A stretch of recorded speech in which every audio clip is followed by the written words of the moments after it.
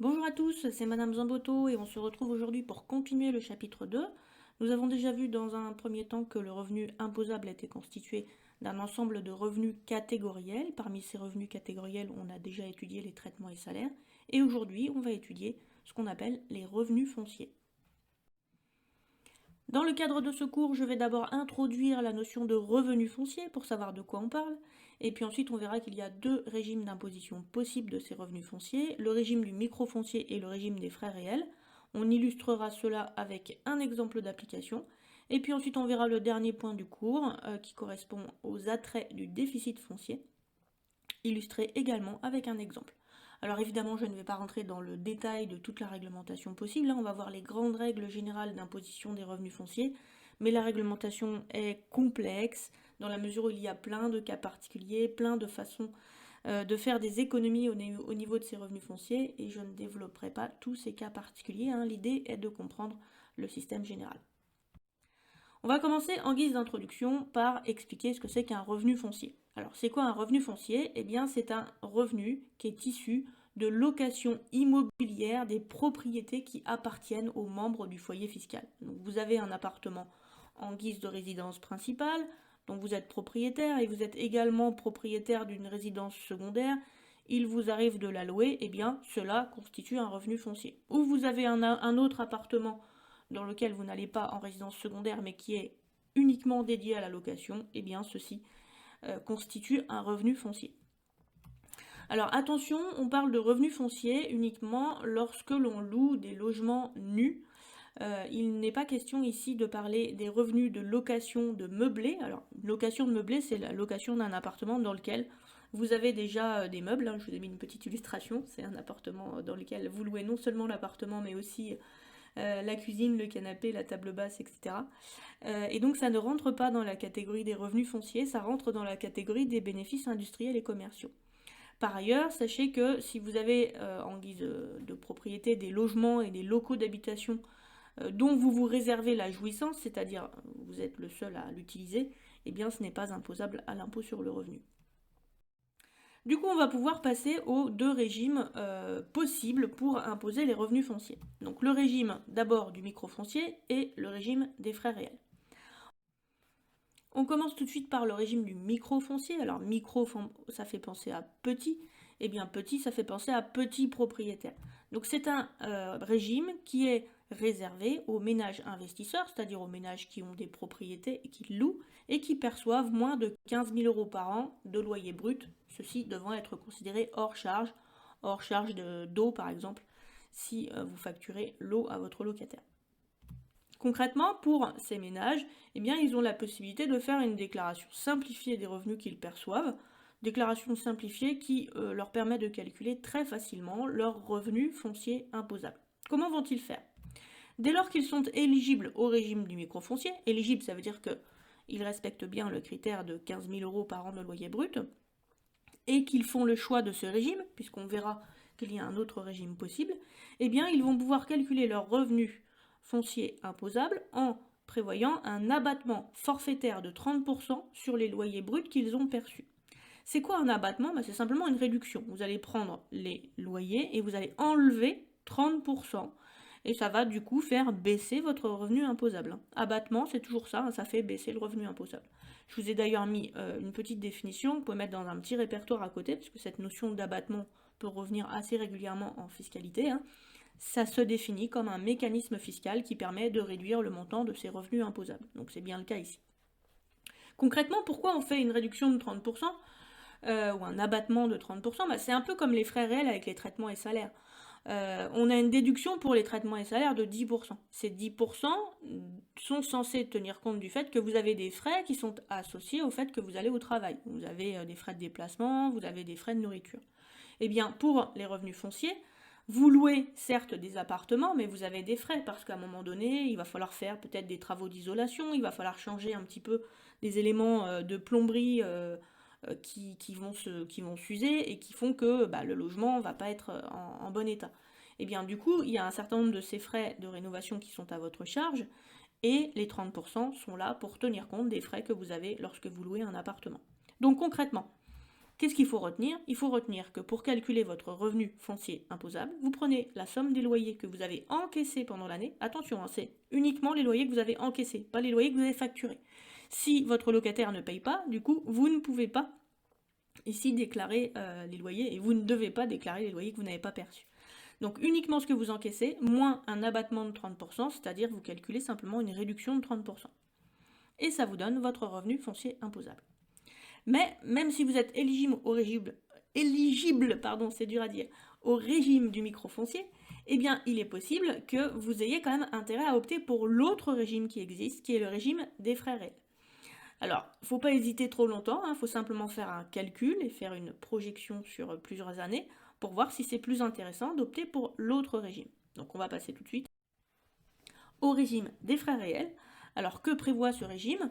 Eh bien, il prévoit pour les ménages investisseurs qui ont beaucoup de frais sur leurs biens immobiliers locatifs, de pouvoir déduire les frais réels qu'ils ont engagés dans l'appartement. Alors, dans l'appartement ou dans la maison, hein, s'ils louent des maisons, évidemment.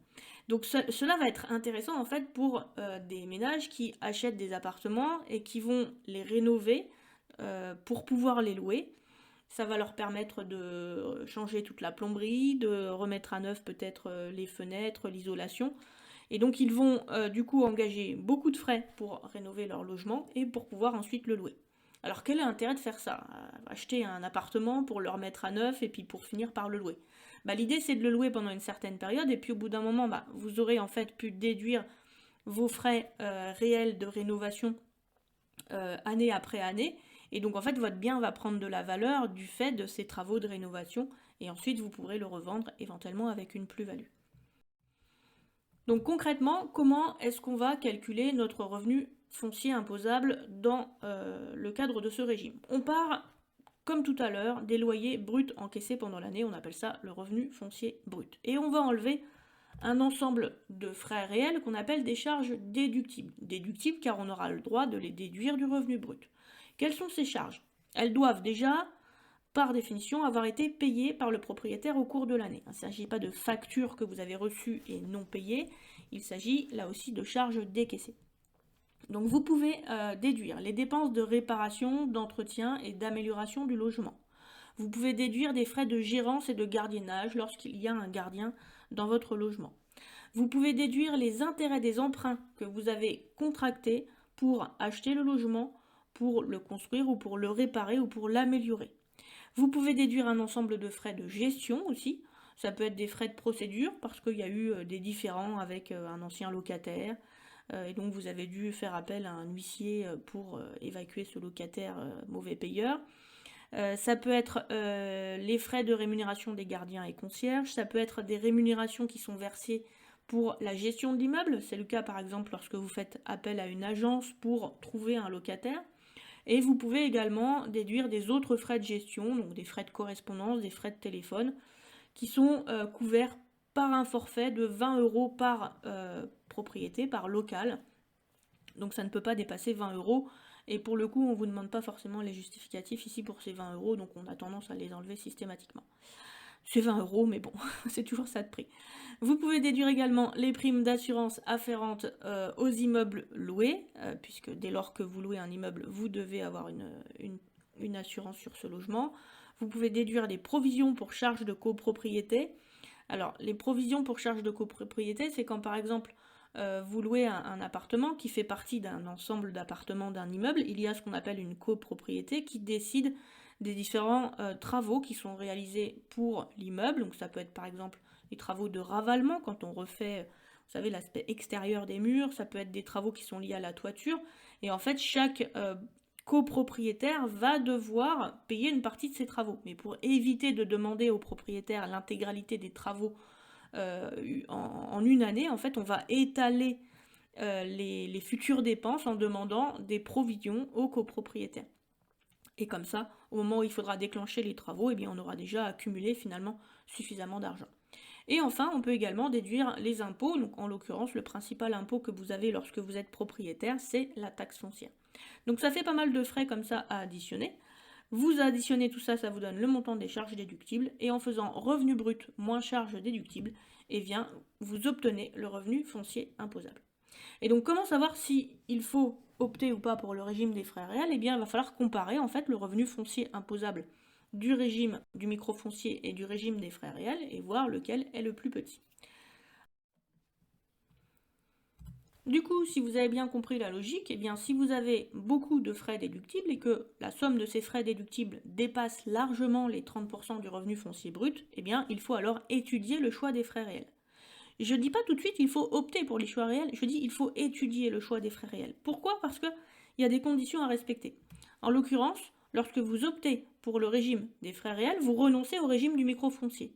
Et cela vous engage pour 3 ans. Donc ça veut dire que pendant 3 ans, vous allez devoir forcément déclarer selon le régime des frais réels. Et il se peut que vous ayez fait beaucoup de travaux une année et que ce soit intéressant, mais que si les 2 prochaines années vous n'en faites pas, eh bien alors vous perdez de fait l'abattement de 30%. Du coup, il vaut mieux étaler les travaux sur plusieurs années et cela doit se faire bien évidemment avec le locataire qui est présent ou pas présent, mais il faut bien sûr jouer avec le locataire qui est dans votre propriété. Donc vous faites des projections normalement pour 3 ans pour voir si c'est intéressant. Et puis bien sûr, puisque vous déduisez des charges déductibles, vous devez conserver tous les justificatifs de ces charges déductibles en cas de contrôle fiscal. Sinon, bien évidemment, on pourra vous dire que la charge que vous avez déduite n'est pas déductible, faute de documents le prouvant.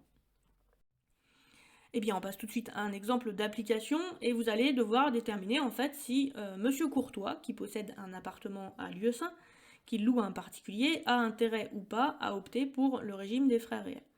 Donc concrètement, ici, le montant du loyer mensuel de Monsieur Courtois est de 800 €, dont 100 € de charge. Ça veut dire que c'est inclus dans les 800. Il a supporté différents frais liés à son appartement, 630 € de taxes foncières, 30 € de frais de gestion. Le chauffe-eau du locataire est tombé en panne et Monsieur Courtois a fait venir un artisan pour le changer. Ça lui a coûté 800 €. Et il a également supporté la prime d'assurance annuelle du bien loué pour 250 €. Première question, est-ce que, selon vous, Monsieur Courtois est éligible au régime du microfoncier? Être éligible, ça veut dire, est-ce qu'il respecte les critères pour déclarer les revenus fonciers de façon simplifiée, c'est-à-dire selon le régime du microfoncier? Alors, rappelez-vous de la condition. La condition dans le cours, on l'a vu tout à l'heure, il faut que la somme des loyers encaissés bruts de Monsieur Courtois, hors charge, soit inférieure à 15 000 €. Donc, c'est ce qu'on va vérifier. Ici, vous avez 700 € de loyer brut. J'ai enlevé les 100 € de charge. Je multiplie ça par 12, puisqu'il y a 12 mois dans l'année. Ça nous fait 8 400 €, ce qui est bien inférieur à 15 000 €. Donc, Monsieur Courtois est bien éligible au régime du microfoncier. Question numéro 2. Quel régime d'imposition est le plus intéressant pour les revenus fonciers de Monsieur Courtois? Alors, évidemment, on va raisonner ici uniquement sur une année, puisqu'on n'a pas la projection sur 3 ans. Et on va simplement se demander si sur l'année en question, c'est plus intéressant d'être au microfoncier ou aux frais réels. Pour cela, je vous propose de présenter vos calculs sous forme d'un tableau. Ça vous permettra de faire votre raisonnement plus facilement. Et puis, surtout pour celui qui va vous lire, de comprendre ce que vous avez fait. Il faut justifier l'intégralité des sommes que vous faites dans votre calcul. Donc, selon le régime du microfoncier, je vais faire la différence entre les loyers encaissés et l'abattement de 30%. Ça va me donner mon revenu foncier imposable. Et selon le régime des frais réels, je fais la somme de mes loyers encaissés, toujours 8 400, et je vais enlever la somme de mes charges déductibles. Donc à gauche, je calcule l'abattement de 30%. Donc c'est quoi un abattement? Je vous l'ai dit, c'est une réduction. Donc je fais 8 400 fois 30%. Ça me donne 2 520 € de déduction possible, soit un revenu foncier imposable de 5 880. Si je passe au régime des frais réels, je vais pouvoir enlever la liste de toutes les charges déductibles que j'ai listées tout à l'heure. Donc la taxe foncière pour 630. Les frais de gestion, ils s'élevaient à 30 dans l'énoncé, mais je suis limitée par la loi à 20, donc j'en enlève que 20. Le remplacement du chauffe-eau, c'est bien un travaux de réparation, donc je prends ici l'intégralité des 800 € et la prime d'assurance pour 250. Cela me fait un total de 1 700 € de charges déductibles, soit un revenu foncier imposable de 6 700 €. Dans le cas présent, je me rends compte que le revenu foncier imposable est plus petit dans le cadre du régime microfoncier que dans le cadre des frais réels. Monsieur Courtois a donc intérêt à être imposé au régime du microfoncier. Passons maintenant à la dernière partie du cours qui porte sur les attraits du déficit foncier. Commençons par définir ce qu'est un déficit foncier. On vient de voir que dans le cadre du régime des frais réels, pour calculer le revenu foncier imposable, on fait la différence entre les revenus bruts, qui sont les loyers encaissés pendant l'année, hors charge, moins les charges déductibles. Il se peut que lorsque vous louez un appartement, eh bien, vous avez engagé beaucoup de travaux dans cet appartement et de fait, vous avez beaucoup de charges déductibles, de réparation, de rénovation qui ont été nécessaires pour rendre finalement l'appartement habitable et rendre l'appartement louable. De fait, vous avez alors, dans le cas présent, plus de charges déductibles que de revenus bruts et vous auriez de fait un revenu foncier négatif. Eh bien, lorsque vous avez un revenu foncier imposable négatif, on parle de déficit foncier. C'est la différence entre les charges déductibles du coup et les revenus bruts. Du coup, par définition, pour chaque bien loué, il y a ce qu'on appelle un déficit foncier lorsque les charges déductibles sont supérieures aux revenus bruts déclarés. Que prévoit la loi en cas de déficit foncier? Eh bien, on ne va pas vous imposer puisque vous avez ici un revenu qui est négatif. Mais par contre, on va vous proposer un système fiscal avantageux. En effet, vous allez pouvoir déduire le déficit foncier net de votre revenu global imposable de l'année. C'est quoi le revenu global imposable de l'année? Eh bien, c'est le revenu qui inclut tous les revenus catégoriels, les traitements et salaires, les revenus de capitaux mobiliers, les BIC. Donc vous allez pouvoir déduire ce déficit foncier de vos autres revenus, sauf pour la part qui concerne les intérêts d'emprunt, et ce, dans la limite de 10 700 €. Donc ça va vous procurer de fait une économie d'impôt. Si vous avez fait un déficit foncier qui est supérieur à 10 700 €, eh bien vous allez pouvoir continuer à imputer ce déficit foncier sur les prochains revenus fonciers pendant les 10 années qui suivent. Et vous pourrez également déduire ce que vous n'avez pas pu déduire du revenu imposable, à savoir les intérêts d'emprunt. Du coup, ça procure énormément d'économies d'impôt à ceux qui investissent dans l'immobilier et qui font beaucoup de travaux. On passe à un exemple d'application avec un contribuable qui perçoit un salaire annuel de 200 000 €. Je parle ici de salaire imposable. Il a opté pour la déduction forfaitaire de 10% pour ses frais professionnels. On vous dit qu'il a encaissé au cours de l'année 15 000 € de revenus fonciers sur un appartement qu'on appellera le bien 1. Et il décide d'acheter au comptant pour 100 000 € un autre bien immobilier qu'on appellera le bien 2, qu'il destine à la location, avec un loyer annuel de 6 000 €. Il a dépensé pendant l'année 50 000 € pour les travaux de rénovation de ce bien immobilier. Je vous demande de déterminer le revenu global imposable de ce contribuable. On va commencer par analyser la situation des revenus fonciers. Donc sur le bien 1, on nous parle ici de revenus fonciers, mais on ne nous parle pas de charges déductibles. Donc j'ai les revenus fonciers sur le bien 1 qui s'élèvent à 15 000 €. Ensuite, j'ai sur le bien numéro 2 des loyers que j'encaisse pour 6 000 € et j'ai des charges déductibles à hauteur de 50 000 €. Attention, le prix d'achat de l'appartement, du bien immobilier n'est évidemment pas une charge déductible, c'est uniquement les travaux de rénovation. Ça nous donne ici un déficit foncier sur le bien numéro 2 qui est de 44 000 €, ou moins 44 000 €. Donc quand j'additionne les revenus fonciers de mes deux biens, je me rends compte que j'ai un revenu foncier net qui est à moins 29 000 €. Et donc le déficit foncier de 44 000 € que je dégage sur le bien 2 efface totalement les loyers que j'ai perçus sur le bien numéro 1. Et grâce à ce déficit foncier global que je fais, je vais pouvoir réduire le revenu global du contribuable de 10 700 €, en tout cas pour la première année. Donc comment je fais? Eh bien je vais additionner les revenus catégoriels de ce contribuable. Les revenus catégoriels ici se composent de deux catégories. Le revenu qui vient des traitements et salaires. Donc ici on a un salaire annuel de 200 000 €. Mais j'ai 200 000 € simplement de revenus bruts et je vais enlever la déduction forfaitaire de 10%. Et je vais ensuite imputer le déficit foncier dans la limite de 10 700 €. Donc ça me donne 200 000 moins la déduction forfaitaire de 10%, donc 200 000 fois 90%, moins les 10 700, puisque je ne peux pas imputer plus de 10 700 par an sur ce revenu imposable, ça me donne 169 300 € de revenus imposables. Et donc le fait de faire du déficit foncier va me réduire fortement mon impôt.